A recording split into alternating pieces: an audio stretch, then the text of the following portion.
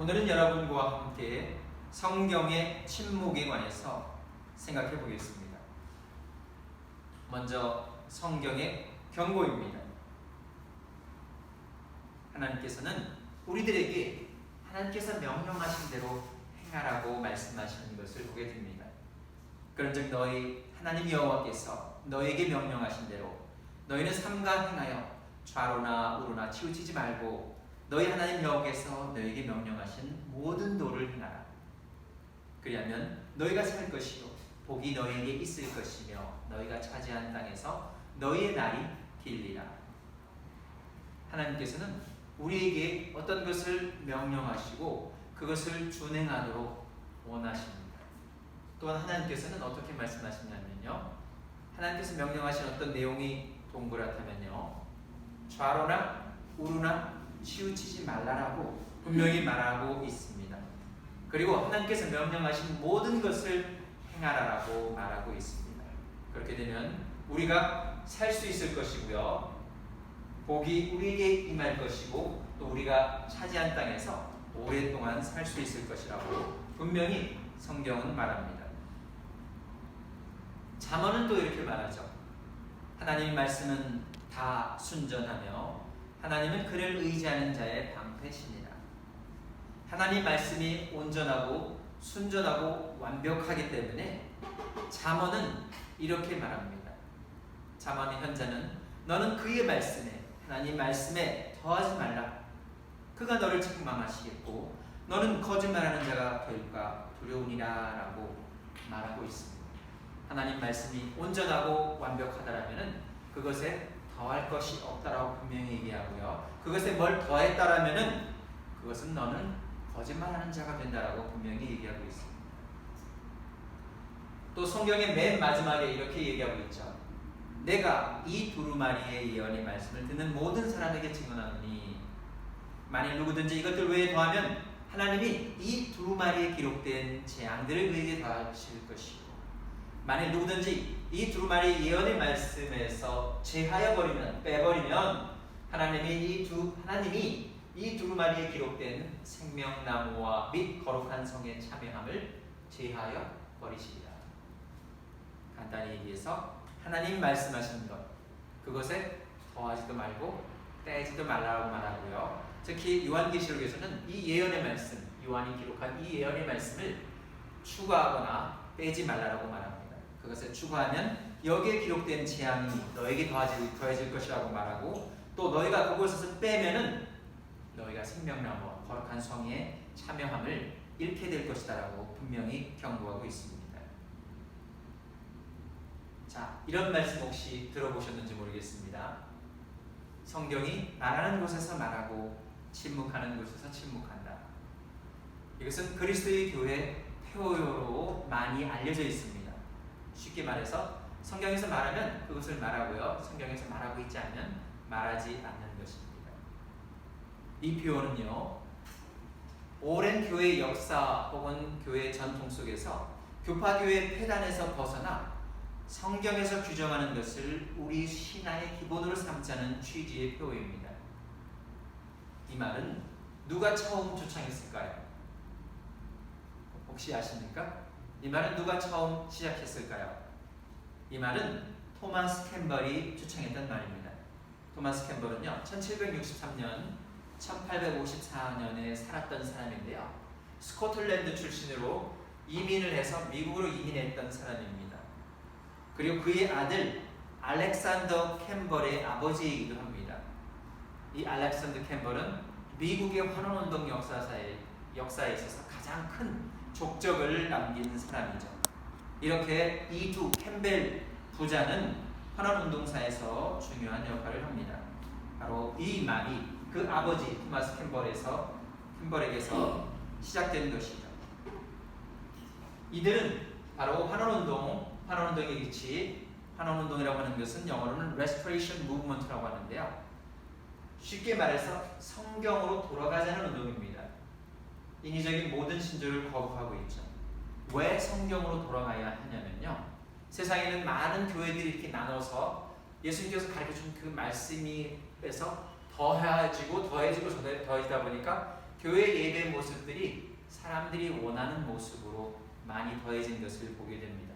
그래서 어떻게 하면 우리가 하나가 될 수 있는가?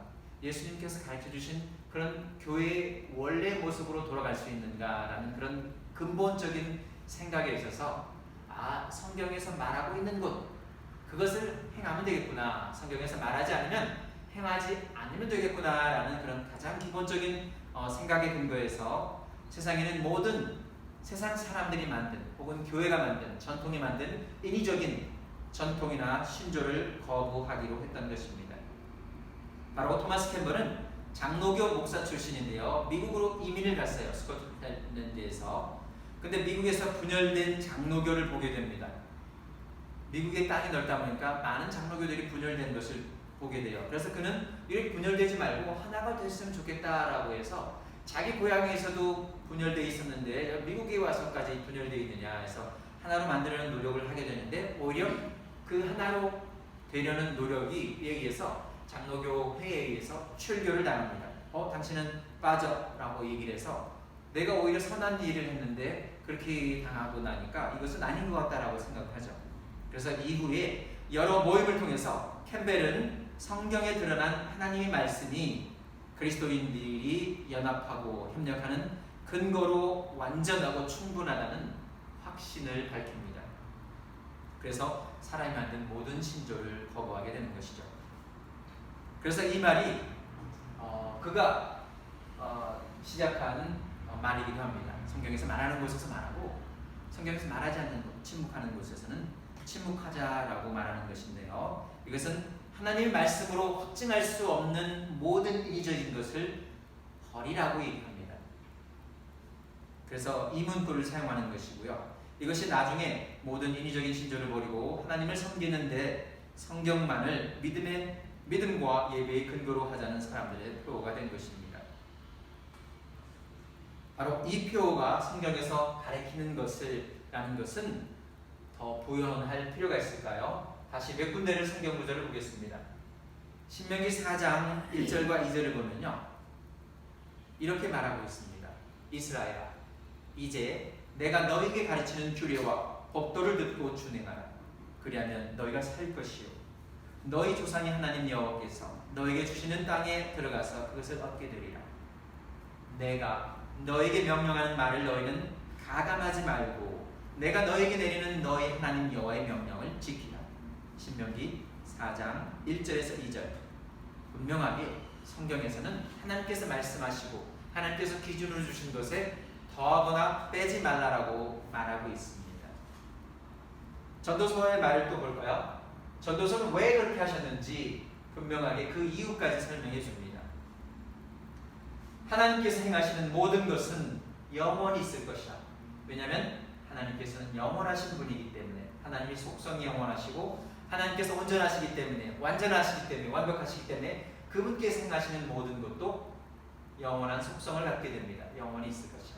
그렇기 때문에 그 위에 더할 수도 없고 그것에서 덜할 수도 없나니 왜냐하면 하나님께서 온전하시고 완벽한 분이시기 때문이죠. 그래서 하나님께서 이같이 행하심은 사람들이 그의 앞에서 경외하게 하려 하심인 줄을 내가 알았도다. 이것은 전도서의 기자가 깨달은 말씀입니다. 하나님께서 그렇게 완벽하시기 때문에 그분께서 하신 것은 사람이 더하거나 뺄 수 없는 것이다 라고 분명히 말하는 것을 보고요. 왜 그렇게 하셨냐면 하나님의 형상을 지음받은 사람들이 그 하나님을 경외하고 그 하나님을 온전히 따르고 섬기게 했다라는 사실을 전도서의 기자는 말하고 있습니다. 자, 그러면 신약에서는 어떻게 말하는지 한번 보겠습니다. 신약에서는 어떻게 말합니까? 신약 예수님께서 하시는 말씀입니다. 예수님께서는 이렇게 말씀하십니다. 사람이 떡으로만 살 것이 아니요 하나님의 입으로부터 나오는 모든 말씀으로 살 것이다.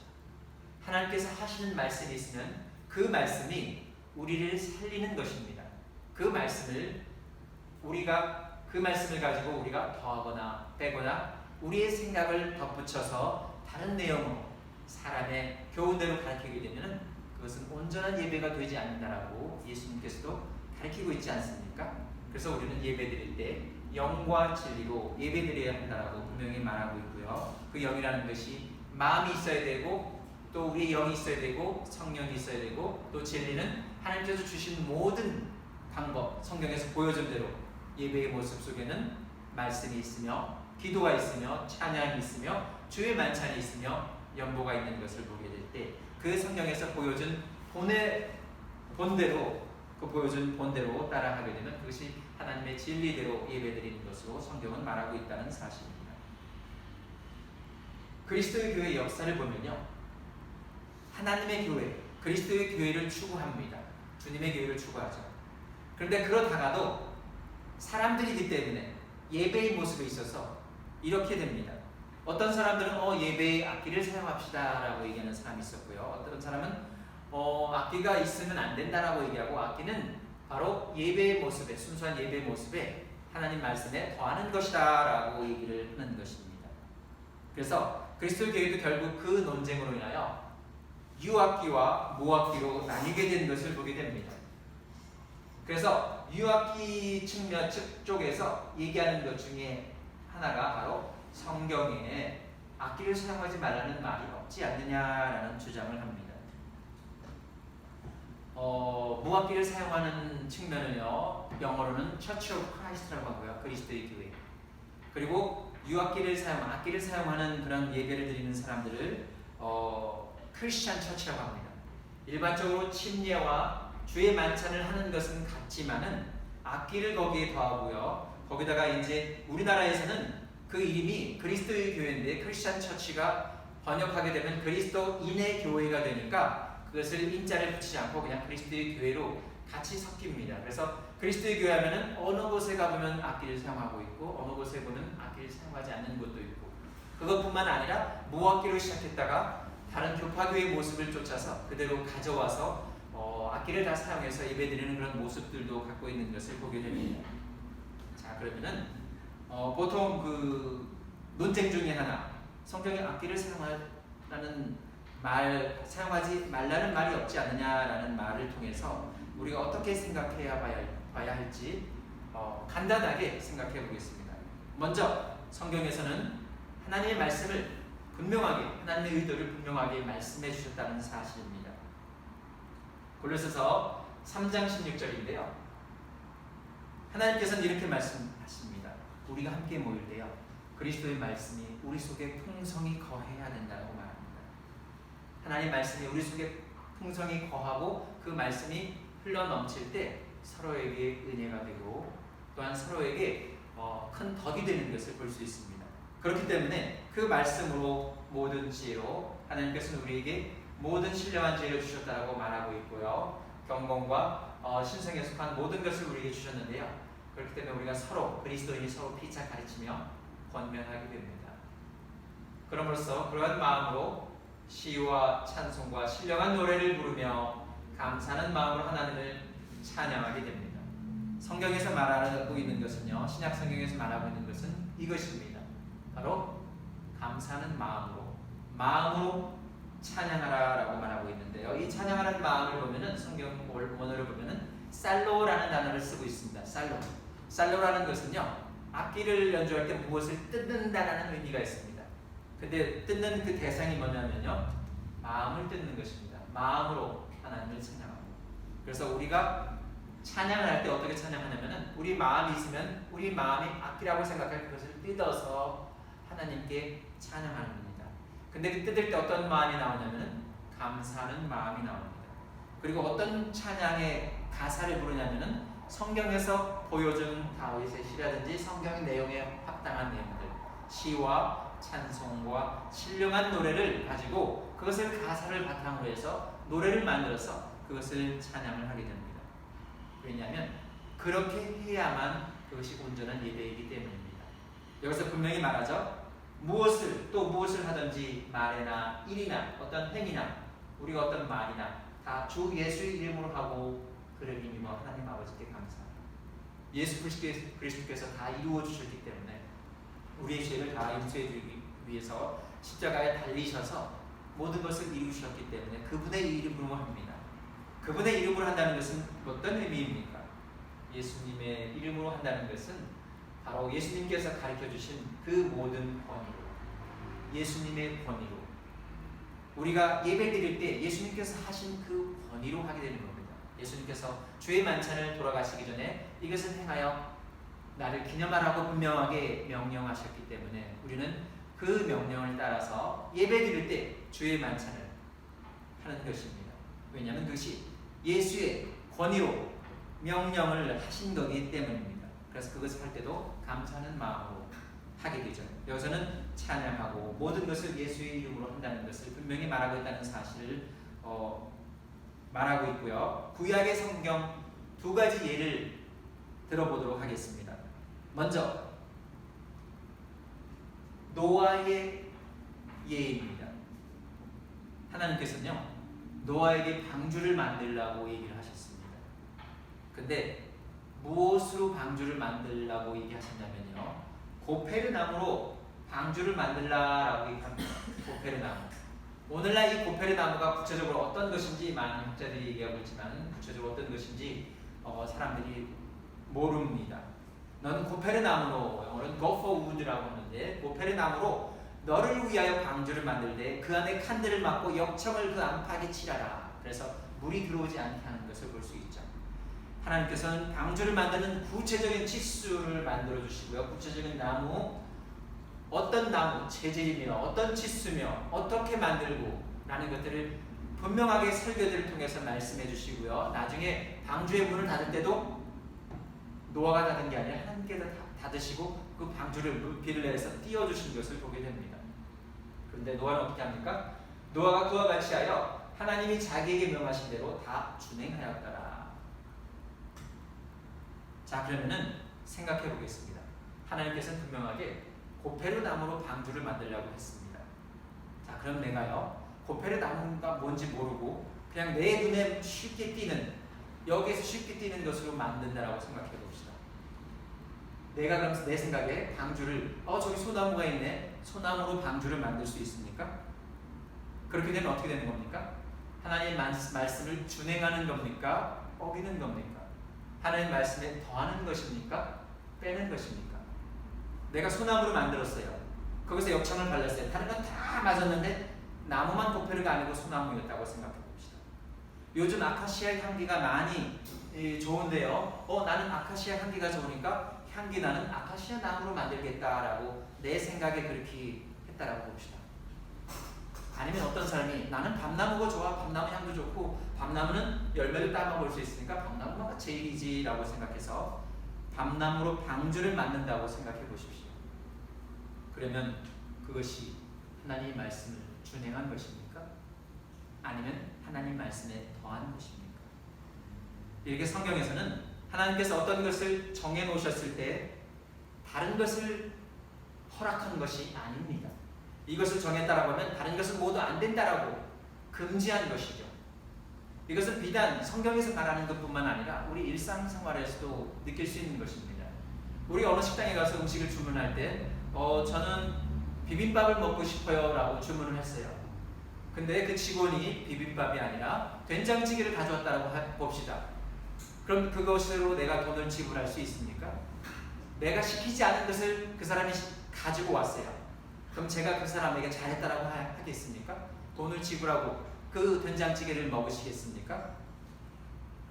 세상의 이치도 그렇고요. 하나님께서 우리에게 요구하시는 것도 마찬가지입니다. 하나님께서는 단 한 가지, 고페르나무로 방주를 지으라고 얘기했을 때는 다른 세상에 있는 모든 나무는 제외하는 것입니다. 그것이 바로 하나님께서 말씀하시는 제외의 법칙입니다. 또 한 가지 구약의 예를 한번 들어보겠습니다. 구약에서요, 하나님의 교회를 운반하는 사건이 있었습니다. 블레셋 민족과 싸우다가요, 이스라엘 민족이 블레셋 민족에게 하나님의 교회를 뺏기는 사상 유례가 없는 일이 벌어집니다. 하나님의 교회는 뭡니까?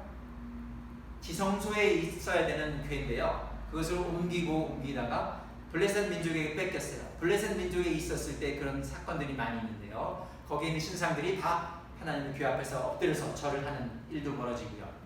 이 블레셋 사람들이 그 하나님의 교회가 자기들에게 온 다음으로 아주 나쁜 일이 계속 이루어지는 것을 보니까 이것은 대단한 그 신의 어떤 능력을 나타내는 것이다. 우리가 여기서 함부로 하면 안 되겠다. 우리에게 있으면 더 많은 불행이 우리에게 오겠다라고 얘기하고 생각을 해서 이것을 이스라엘 민족에게 보내주기로 합니다. 그런데 자기들은 모르고 어떻게 보내는지도 모르니까 새 카트, 새 수레에 실어서 그 하나님의 괴를 새 수레에서 보냅니다. 자, 근데 중간에서 그것을 이스라엘 백성이 받아서요, 가지고 가려고 합니다. 블레셋 민족이 있는 것을 이스라엘 백성이 하나님의 괴를 받아서 가지고 가는 그 상황인데요. 너무 길으니까 간단하게 사무엘하 6장 5절과 7절만 봅니다. 다윗과 이스라엘 온 족속은 잣나무로 만든 여러 가지 악기와 수금과 비파와 소고와 앙금과 지금으로 여호와 앞에서 연주하더라. 그 하나님의 괴가 오니까 사람들이 너무 좋았어요. 모든 악기를 다 동원해서, 다윗이 동원한 겁니다. 동원해서 멋있게, 사람이 보이기도 멋있게 하나님의 괴가 우리에게 온다라고 자랑거리를 위해서 만듭니다. 근데요, 그들이 6절, 그들이 나본의 타작 마당에 이르러서는 소들이 뛰므로 우사가 손을 들어 하나님의 괴를 붙들었더니, 우사가 손을 들어 하나님의 괴를 붙들었더니 여호와 하나님이 우사가 잘못함으로 말미암아 진노하사 그를 그곳에서 치시니 그가 거기 하나님의 괴 곁에서 죽으니라. 하나님의 괴를 움직이는데 어디에 옮겼다고 했습니까? 새 수레에. 블레셋 사람들은 어떻게 옮기는지 모릅니다. 수레에 그냥 담겨서 너도 가지고 가. 그래서 가지고 가는데 그걸 또 이스라엘 사람은 그대로 가져옵니다. 근데 그것이 수레가 오다가 소들이 뛰므로 그 수레가 넘어지니까 하나님의 괴가 떨어지면 안 되겠네. 사람의 생각에, 우사라는 사람 생각에 진에게 떨어지면 안 되겠죠. 하나님 괴를 잡습니다. 그걸 잡는 순간 그 우사는 하나님의 진노하심으로 죽게 됩니다. 이 일로 인해서요, 다윗은 크게 낙심을 하게 되는데요. 3개월 동안 회개를 하면서 이걸 어떻게 해야지? 하고 그 하나님의 괴를 오벳에돔의 집에 그대로 두었다라고 얘기합니다. 근데 하나님께서 어떻게 하십니까? 그 하나님의 괴가 있는 그 집을 축복하셨다라고 말합니다. 다윗이 그 얘기를 듣고 결국 하나님의 괴는 우리들에게 축복이 되는 것인데 3개월 동안 회개를 마친 후에 성경에 규정된 대로, 성경에서 명령하신 대로 그 법궤를 옮깁니다. 그 법궤는 어떻게 옮겨야 됩니까? 그 법궤는 성경에 의하면 고핫 자손에 의해서, 그것도 그냥 옮기는 손으로 대서는 안 되고요. 법궤에 고리가 있습니다. 그 고리에 봉을 양쪽에 꼽아서 그 고핫 자손이 4명이 어깨로 해서 하나님의 궤를 옮겨야 합니다. 감히 새 수레에, 황소에 의해 소에서 운반하는 것은 누구의 생각입니까? 블레셋 사람들, 이방민족, 하나님의 법을 모르는 사람의 이방민족의 사람들이 한 것은 하나님께서 용인하셨죠. 그러나 이스라엘 백성이 그것을 받아왔을 때는 하나님의 법대로 해야 했습니다. 근데 다윗은 그렇게 하지 않았고 그 위에서 엄청난 악기를 통해서 멋있게 했다 할지라도 하나님께서 그것을 받아주시지 않으셨습니다. 우사가 죽게 되죠. 그래서 3개월 동안 회개를 마친 그 다윗은 성경에 명령된 대로 그 하나님의 법궤를 가지고 오니까 이스라엘에게 큰 평안이 있었다라고 말하는 것을 보게 됩니다. 자, 신약에서도 그와 비슷한 예가 하나 있습니다. 신약에서요, 우리가 예수 그리스도를 통하여 하나님의 은혜로 구원을 얻게 되는데 어떤 사람들은 할례를 받아야 된다고 주장을 했습니다. 그리고 구약을 지켜야만 우리가 구원을 얻는다라고 하나님께서 제정하신 그 명령에 더 더합니다. 그리스도인이 예수님 믿으면 되는데 그것만은 안 돼. 할례도 받아야 되고 이방인을 할지라도 할례도 받아야 되고 또 구약 율법도 다 지켜야 된다라고 어떤 사람들이 혹은 바리새 사람들이 주장하기 시작합니다. 그래서 사도들이 바울이나 바나바 그리고 모든 베드로의 모든 사도들이 다 모여서 이것에 대해서 토론을 하게 됩니다. 그것이 사도행전 15장에 있는 사도들이 함께 모여서 토론하는 내용이 나오는 곳인데요. 거기서 이렇게 결론을 내립니다. 다만 우상이 더러운 것과 음행과 목매에 죽인 것과 피를 멀리하라고 편지하는 것이 옳으니 그건 무슨 말입니까? 할례도 받을 필요 없어요. 또 모세 율법을 지킬 필요도 없어요 라고 얘기하고 다만 지켜야 하는 것이 뭐냐면 일반적으로 우리가 생각할 수 있는 것은 우상은 절대 섬기지 말라고 얘기하고 있는 거기 때문에 이방인들이 우상의 더러운 것과 관여해서는 안 되고 또 음행에 관여해서는 안 되고, 또 동물이 목재에 목매어 죽인 것과 그 피를 먹지 말라고 혹은 그것을 멀리 하라고 편지하는 것이 옳다라고 쓰는 것을 보게 됩니다. 결국 예수 그리스도를 믿는 믿음으로 구원을 얻게 되는 것인데요. 그것은 우리의 마음을 아시는 하나님께서 우리에게와 같이 바로 이방인이나 혹은 유대인이나 똑같이 성령을 주어서 증언하시고요. 믿음으로 세상 사람들을 깨끗하게 하신 것을 보게 됩니다. 그래서 유대인이나 이방인이나 성경에서는 차별이 없다라고 분명히 말하고 있습니다. 사도행전에서 또 이렇게 얘기합니다. 우리는 그들이 이방인들이 동일하게 주 예수의 은혜로 구원받는 줄을 믿노라라고 말합니다.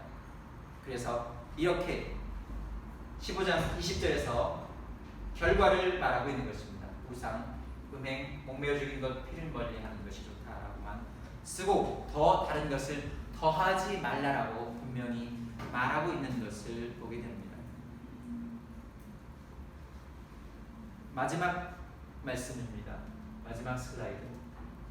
우리가 성경에서 말하고 있는 것을 볼 때요, 분명히 성경에서는 이렇게 말하고 있습니다. 에베소 5장 19절과 21절입니다. 이번에는 하나님께서 분명히 말씀하십니다. 예배할 때 너희는 시와 찬송과 신령한 노래들로 서로 화답하며 노래하라고 하나님께서 명령하십니다.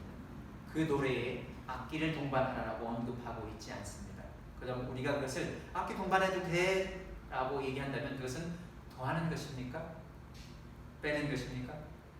성경에서는 분명하게 하나님 말씀에 더하는 것으로 이해할 수 있습니다.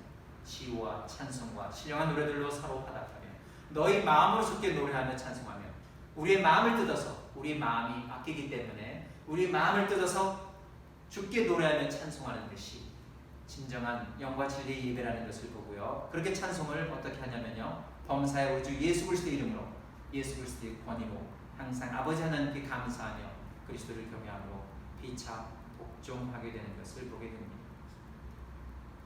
그리스도인이 되려면 어떻게 해야 합니까? 이는 분명히 믿음이라는 것은 들음에서 난다라고 성경은 말하고 있습니다. 믿음은 들음에서 나며 또한 하나님의 말씀으로 말미암았다라고 로마서에서 분명히 말씀하고 있는 것을 보고요. 로마서 10장 17절입니다. 듣고 믿고 회개하고 고백하고 침례받고 충성함으로써 주 예수 그리스도에 충성함으로써 우리는 그리스도인이 될 수 있다는 사실을 깨닫게 됩니다. 이 성경은 그리스도인이가 온전하게 하나님의 말씀을 있는 그대로 다 준행하여 하나님의 복을 받는 거룩한 교회가 되기를 원합니다. 감사합니다.